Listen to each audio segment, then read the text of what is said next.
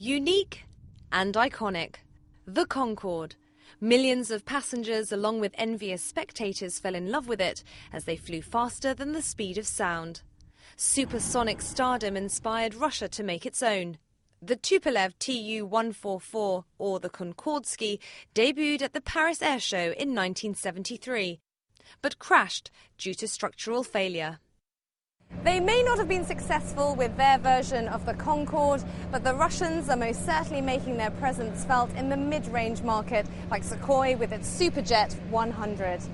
Flying for the first time at this year's Farnborough Air Show, Sukhoi, which is 25% owned by the Italian group Finmeccanica, announced new customers from outside Eastern Europe, with Orient Thai Airlines ordering 12 Superjet 100s, Indonesia airline Kartika and Bermuda-based leasing company Pearl both ordering 30.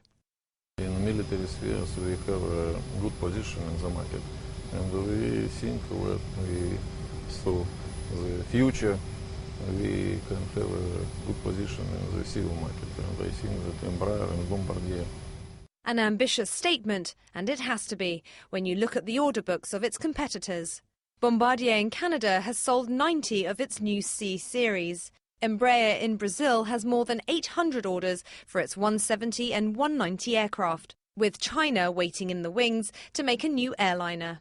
But the timing is terrible. I mean, they're up against some of the very best that Boeing and Airbus and some of the other contenders can do. And if this does not go well, then what? You know, they're back to the drawing board with decades again to develop a new aircraft, by which time other people will have developed aircraft. The Russians could have the Irkut MC-21 to fall back on. That will compete at the Airbus and Boeing level. The difficulty the Russians have is that even if they build aircraft which are about as good as everybody else's, unfortunately they have no reputation at all for customer support, for the reliability and the maintainability of their products. But can Russian companies really support it over the years? Because that's what executives lose sleep about, and that's, in the end, that's the difference between profitability and not. Faced with the challenge of changing global perception of Russian aircraft, it is Brazil, Canada and China who pose the real threat to breaking the duopoly between Airbus and Boeing. Aisha Dergahi, CNN, at the Farnborough Air Show.